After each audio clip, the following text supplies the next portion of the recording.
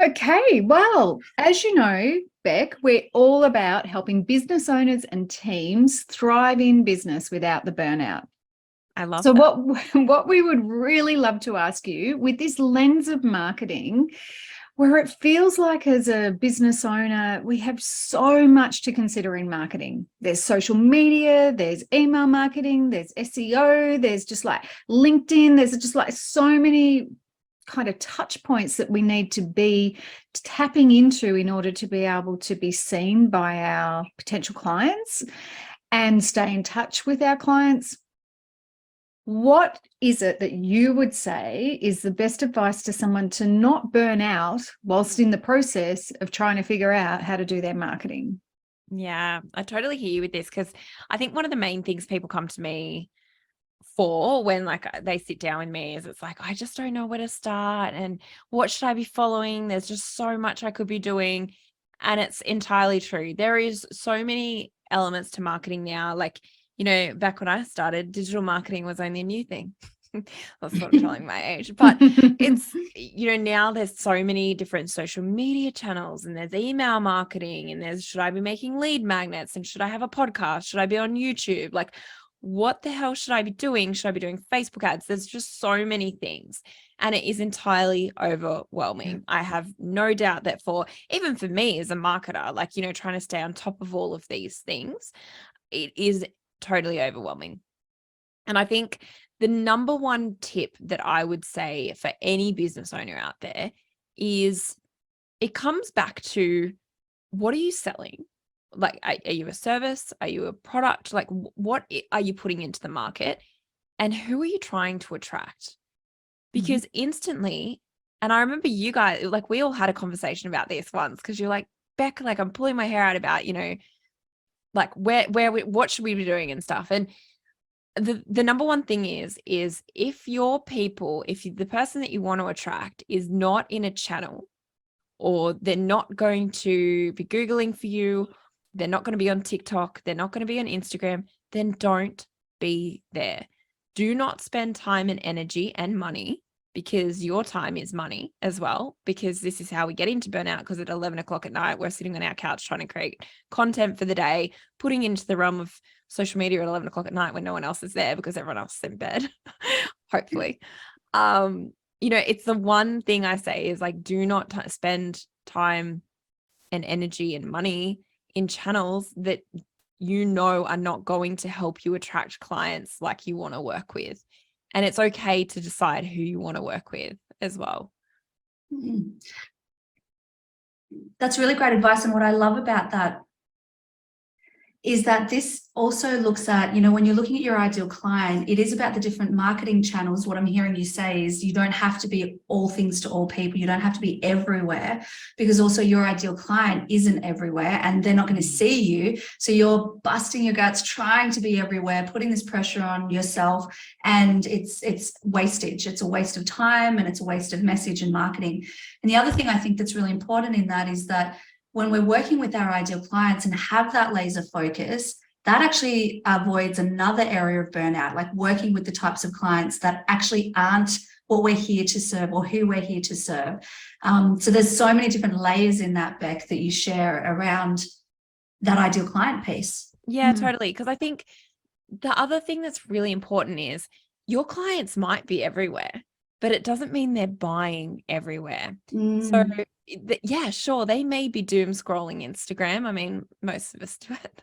Or they're on Facebook, but are they on those platforms at the point where they're thinking about purchasing your product or service?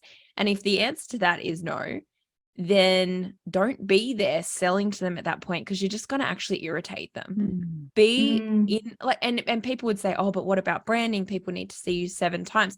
That's great. They need to see you 7 times when they're in the frame of mind of buying you, not in the frame of mind of, and like, look, it is good to be in front of them sometimes when they're not tuned in, but you will get that naturally anyway if you're doing other things where that you're able to reach them. But I don't know about anyone like you guys, but my Instagram feed these days is just everyone selling to me. Yeah.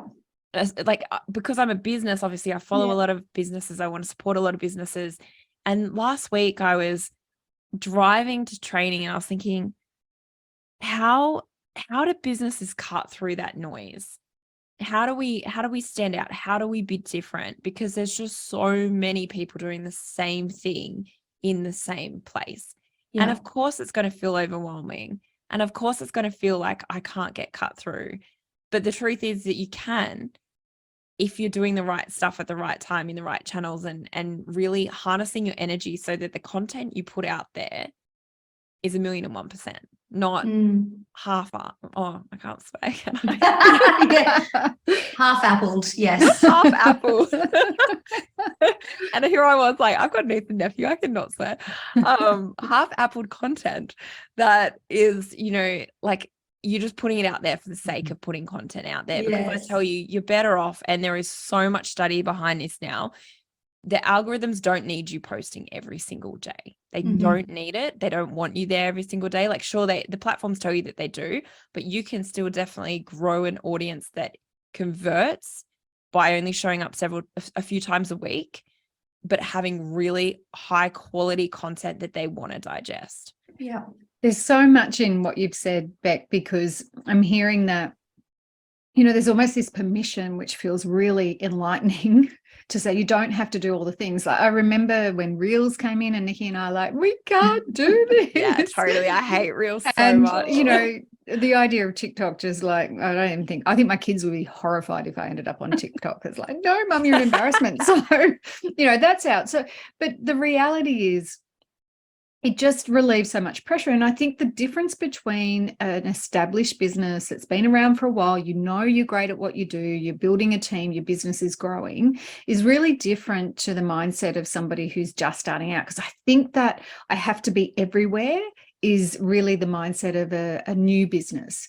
You compare with everyone, and they're on TikTok, so I've got to be on TikTok. They're on Instagram, so I've got to be on, all this kind of overwhelm that can come as part of it. And I think at the stage where we know our product, we know who our client is, it really is that more sophisticated way of looking at it. I love that you described it well, because I'm on Instagram for dating advice and funny memes and videos, right? And all the things that I love just sharing with Nicky or my sister or my kids or whatever. I'm not there necessarily to buy, because I'm not on it very often. So that's so true. People are in different places and different frame of mind for the different audience. So I guess the next question then that would come to mind for me is, okay, so I know what my message is. I kind of know who my client is, but I don't know where to find them. Yeah. I don't know where they hang out. Is this just like the $1 million question? If you had $1 for this every time someone asked you, feel like a bazillionaire? I think there's two different scenarios here. There's the frantic startup. Totally agree with you. And I love what you said. Like, you are right. Businesses that have been in business for much longer, obviously they're like, yep, we know thyself. But businesses in startup phase, it's like, how do I find everyone? And I think ask. Like, we forget to ask because we think that's failure, or we think that that's proving that we don't actually know the people, or we don't have something worth selling to them, or whatever it is. For businesses that are well established, you need to be asking your customers, and you need to be listening to your customers, because they hold for you all of the tips and tricks to meet your new customers. Like, they're already telling you everything you need to know. You don't need to pay someone to market research that, Wow. And you just need to tune into them. But totally hear this like frantic, how do I grow my business? Where are they? Of new energy. And I think someone said to me, and it really stuck with me when I started my business, it was, you already know your first client. You already know your first customer. Because the truth is, our networks are bigger than we think. And you can find that perfect customer as someone that you've already kind of known, especially if you're in, this is probably more for service businesses. Troll your LinkedIn, or especially if you're in B2B, troll your LinkedIn, or, like, find someone. The other tip I give for people is, if it's not as simple as B2B service, because I personally find B2B service really easy. That's where I've lived most of my life. So it's really slack of me to say it's easy, but those people, like LinkedIn, your first customer is there. You've connected with them. You've had rapport with them before, they're there. But for someone that's not sort of in that area, the thing I say is, I mean, by all means, have a look at your competition. You need to know who they are, but go find someone that has the market that you want, that sells something different to you, and see how they've found the market. Because they're not your competition, so you're not literally like fighting with them for it, but your competition has got keys and tips and tricks for you as well, by the way. There's nothing wrong with looking at them and then going, thank you for leaving those breadcrumbs. I'm going to use it this way.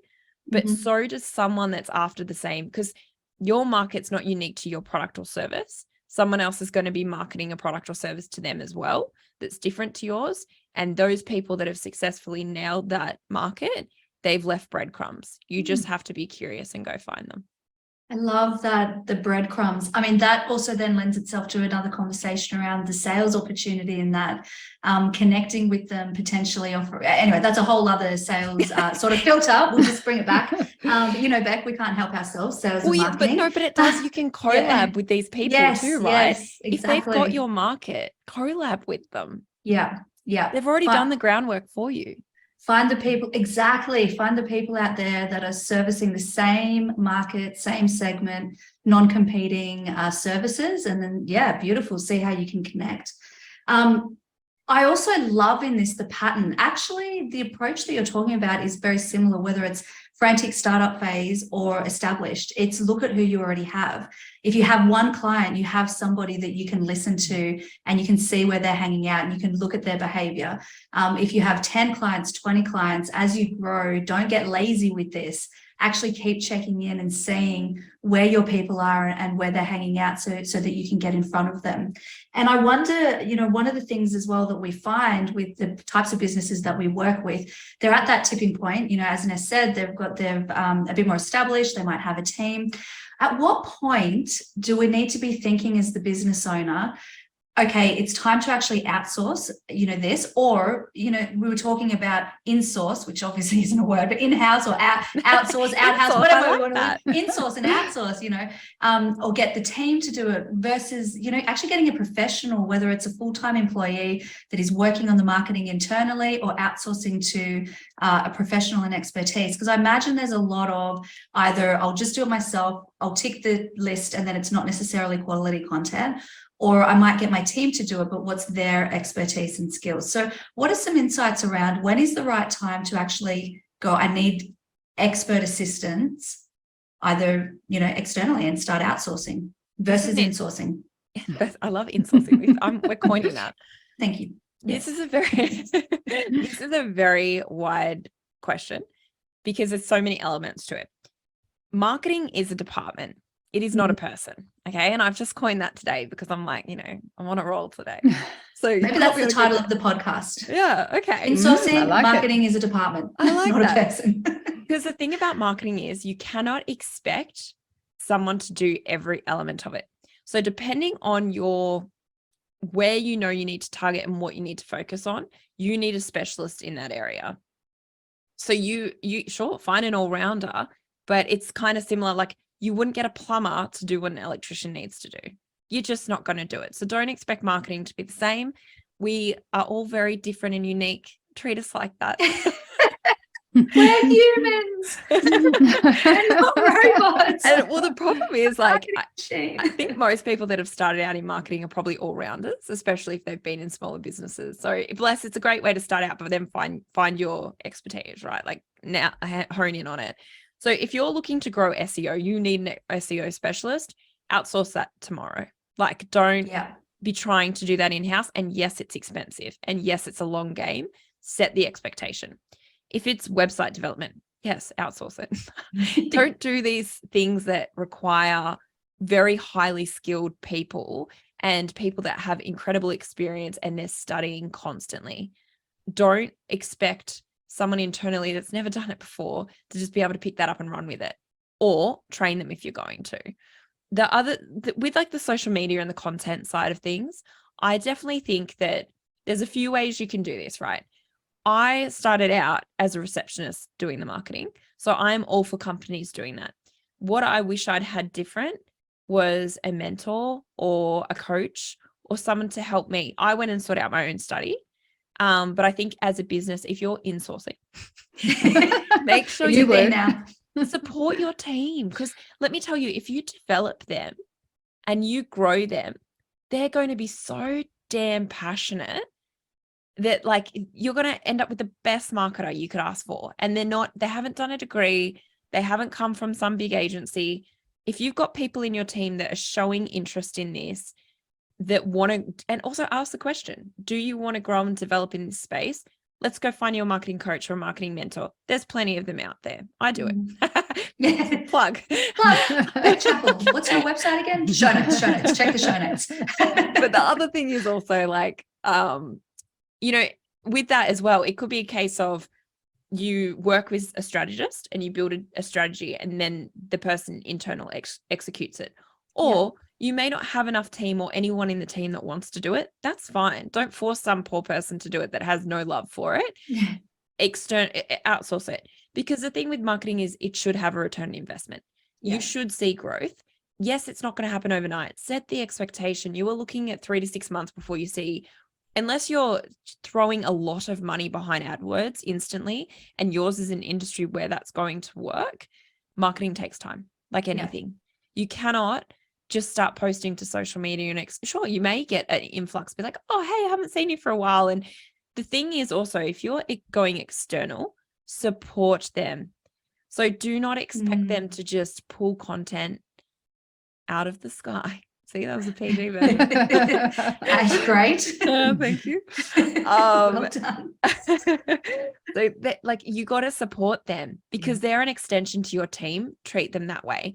But also support them in getting your team involved. This is something I'm really going to start talking about this year as Bec, the marketer, is marketing's internal. Whether you like it or not, your marketing it will either succeed or fail depending on internal, whether that be you're the business owner, it's just you and your business, your marketing depends on you, or whether it's you and your team. If your team's not on that journey, you're going to get nowhere with it because and I use the metaphor that marketing without having your team involved is like planning a wedding that your partner doesn't know you're even engaged. Literally, it's the same thing. Yes. So Absolutely. that's the way it's a very long answer to. There's so much gold in that. And what I'm hearing that this distinction around marketing as a department. Yeah. So if you're a business person who's feeling overwhelmed by doing it all yourself, it's a shift in thinking. It's like break the cycle of the thinking that you have to do it all yourself and start to look at, well, if it's a department, how do I create my voice, whether I outsource it in-house, outsource it, or do it myself? But it seems crazy the way that you've just talked about it, that any business owner would actually take on that responsibility of doing it themselves, and could potentially be why they're up at 11 o'clock at night, burning the candle and hating it. So how is your voice being heard by people reading it if you are exhausted and it's another thing you have to do? So and what I would say, can I butt in? I'm going to say with that, because some people aren't at a point where they can outsource it. Okay. But get the help, get a marketing strategist, get that person in to give you a plan, get whoever it needs to be. It could be a social planner and they just help you with how to kind of plan it. It could be your business coach, but get someone to help you understand how to go to market. Yeah. Yeah, because that's more important than just getting the posts out there or getting it out there. It's just 100%. Like the strategy, which is always about, like looking at the purpose. What purpose are we in business? What purpose are we doing marketing for? What's the purpose of the money that we make? All the things in business, we need to figure out what that purpose is. Yeah. So I love that. And honestly, I'm going to say a pretty bold statement here. You are better off doing no marketing and just doing networking and engagement if your marketing doesn't have purpose and intention behind it, and it's just going to add to the noise, because you will just feel so sad when it doesn't get you anywhere, and you're going to be like, marketing doesn't work. And that's why I'm more than happy for people to throw that statement around, because it's true. Unintentional marketing doesn't work. Yeah. I really think that that's such an important distinction, because also having been in sales, and we've had conversations around this, the amount of times that I've heard marketing doesn't work, the marketing doesn't work. Well, the marketing could be working, people, but it might be the skills of your salespeople, or the, what's happening with those leads, or it could just be fine tuning and tweaks. And I think what really stands out for me here is that analogy of you wouldn't get an electrician to fix your plumbing. I mean, so business owners out there, if you're not, are you putting yourself in that situation, trying to be all things to marketing? But it's not about completely disassociating from responsibility or, the purpose and passion behind it, because it is still internal, like you're saying, where you still need to have you can't expect someone to come in externally and just know your brand and know your voice and know your message. You're the one that's passionate about that. So how do you work with, whether you outsource, whether it's your team members, whether it's a combination, how do you still play a role in that, but you don't have to do it all. You don't have to be the plumber and the electrician and the builder and the everything. Yeah. It's how can you just come in and build your, put your cherry on top, I guess. Time is flying. We could talk about this forever, which is not surprising. And I actually have no idea how long we've been talking. So I think we might, not sure if anyone else here has, but I think we might go. We like to end our episodes with a key question, because, as you know, we're all about thriving in business without the burnout. And a part of that is understanding what are the cycles that we need to break. And, in business, in life, in marketing. So what is one action, an actionable action, there you go, there's another one, that you would invite our listeners, people that are listening to this, these busy business owners, what's one action you would invite them to take to start breaking the cycle of what could be holding them back with their marketing? Wow. I think stop looking at what other people are doing. Because I think the biggest trap is, and like Instagram has a lot to answer for this in people's personal lives, professional lives, all of it. It's a show reel. And even when people are showing you videos of them crying about their day, it's still a show reel. And they're doing that for a purpose, by the way. Like, we're all there for the same purpose, and just embrace that when you go on that platform. And the other thing I would say is, like, to avoid the burnout, because I know that's so passionate for you guys, and it's passionate for me because I've been there. Just don't be always on. Yeah. Like you don't need to scroll Instagram after 6 p.m. for your business. Have set time in your day or your week where you are intentionally on social media. But don't let it eat into you. You need a private life, even if it's like, I live me and my dog, so I have to get a lot of hobbies outside of me and my dog. But it could be so easy for me to sit on the couch and work, but I have a very strict turn off time, and I will not even check my professional Instagram after that time. Yeah. And I think if more people did that, there'd probably be less burnout.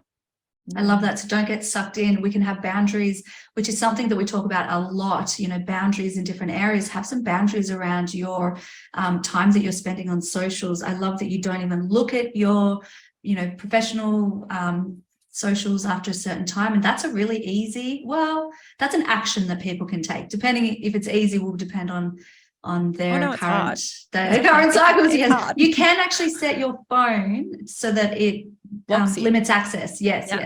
Yeah. Beautiful. Amazing conversation. Yeah. Oh, sorry, Nick. Yeah, amazing conversation. You've even got me thinking about our own department when it comes to our marketing. So you are going to spark a conversation between Nicky and I this afternoon. Yes. And hopefully through many of our listeners that are going to go back and perhaps have this conversation with people that they work with or with their business coach, or it's so good. Thanks so much, Bec. I love that. I'm so glad you got that from it. Oh, so much. Actually, I can't wait to go back and listen to this episode, actually, because I want to be reminded of some of the cool things we talked about. Bec, where can people follow you? You are awesome at the strategy. You're awesome at so many cool things that we covered off already. Where should people come and look for you? I think probably LinkedIn and Insta are my two main ones. You can find me on Instagram at Bec_Chappell. I am a double P, double L. And if you're a cricket fan, that means a lot to you. Okay, great. No idea what you're talking about, but Oh, awesome. Uncle Greg. I know Uncle Greg. See, thank you. And then also on LinkedIn, I'm Bec Chappell, same spelling. So yeah, you can find me there. And then of course I've got my podcast too, which you lovely ladies came on, which is Marketing Espresso. So if you want to hear me, I do swear. Yes. Look, we may evolve there. Who knows? It's young, you know, it's young. Highly recommend, follow Bec, listen to her podcast, and you may even see some gorgeous photos of her beautiful little puppy. Oh, he's pretty cute. So cute. Thank you so much, Thank everybody, you. for listening. And thank you Thanks. so much, Bec, for joining us today. Bye. Bye.